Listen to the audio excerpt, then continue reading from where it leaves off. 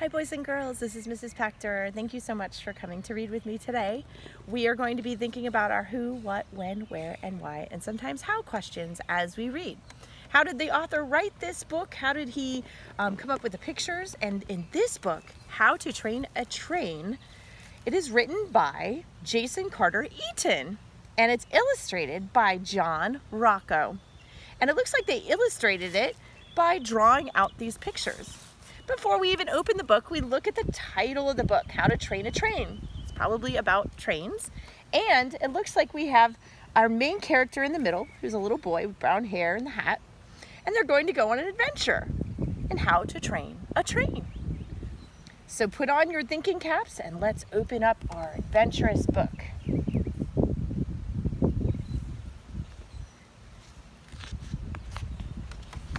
How to Train a Train by Jason Carter Eaton, illustrated by John Rocco. So you want a pet train? Well, of course you do. Trains make awesome pets. They're fun, playful, and extremely useful. Lucky for you, this handy guidebook contains everything you need to know to choose, track, and train your very own pet train. Ready? Then let's head out and find some trains. Different trains live in different places. Freight trains live in the countryside and travel in herds. Monorail trains live in the city and travel alone. Early steam engines pretty much sit in museums. Have you decided which sort of train you'd like? Great. Now you need to catch one. There are lots of ways to catch a train. Some people will corner it. Others might use a big net to trap it. Still others will run the track into quicksand. True, these methods all work, but I'm going to show you the best way. All right, let's make an inference about what will happen next before we turn the page. Remember, reading is thinking. First, get up really early in the morning and find a good hiding spot close to some trains. Now the hard part. Sit quietly and wait, and wait, and wait some more. As the sun rises, the trains will begin to stir and start their engines. Watch them work and play. It's only natural that you'll want to take home all the trains, but don't just grab the first one you see. Take your time and choose one that's right for you. Got one? Time to make your move. Send a puff of smoke right into the air. Perfect! You've got the train's attention. If you brought any coal with you, now would be the time to offer it. Try saying, "My, what a handsome train you are." Next, make the call of the wild train. Chugga, chugga, chugga, chugga, chugga, chugga. Choo, choo! Well done. Here it comes.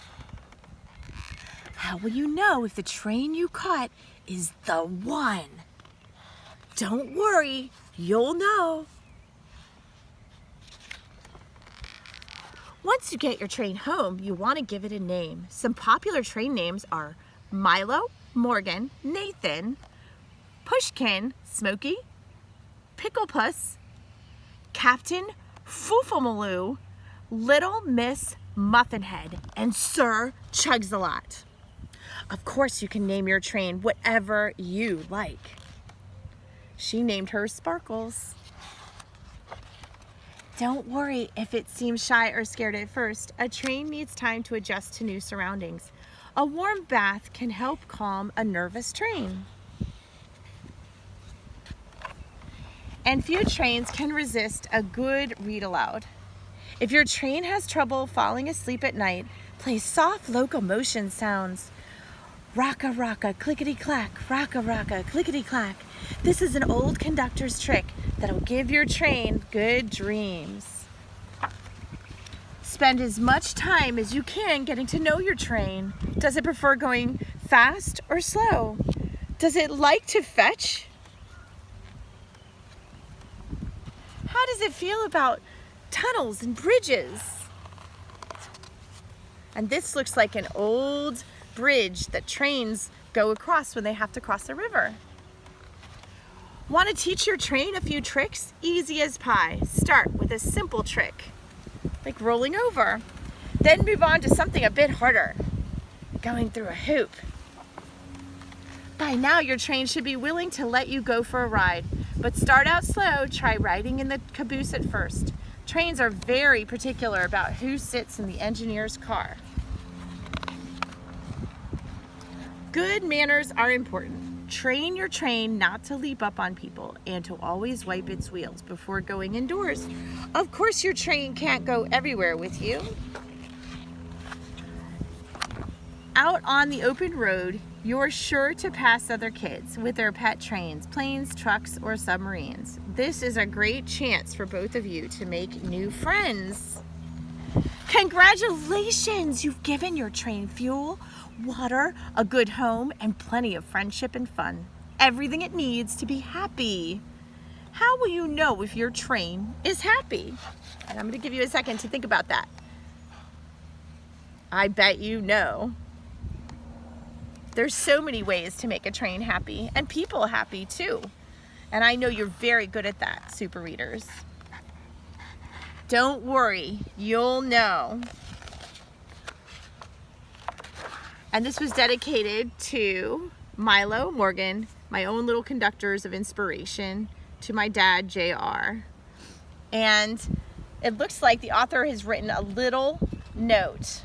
Dear readers and the grown-ups who care about them, while the author believes that it would indeed be wonderful to track, own, and train one's very own train, he does not suggest that you make a practice of standing in the middle of train tracks, just as he does not suggest swimming in a train's bathtub without adult supervision, or traveling to the desert without an adequate water supply, an SPF 1000 sunblock, or building a fire by yourself, or operating a train without the proper paperwork, or disobeying traffic laws, or walking across a train trestle several thousand feet up from the ground. All of these things are extremely dangerous and should be performed only by fully trained illustrated characters. And thank you, friends, for being such good listeners, and I will have questions below for you to answer. And I thank you again for all you're doing in your e-learning. Have a great day. Bye.